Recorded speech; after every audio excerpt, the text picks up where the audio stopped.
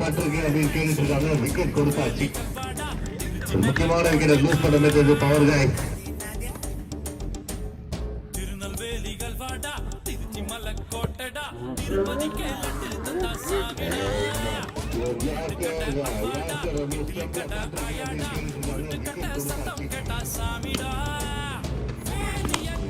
Shot, and the match.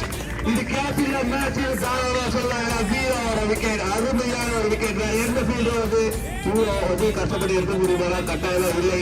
எப்போது டாலா இருக்கிற ஒரு ஃபீல்டர் ஹரி. திருநெல்வேலிகள் வாடா, திருச்சி மலை கோட்டைடா, திருப்பதி கேலட்டு தந்தா சாமிடா.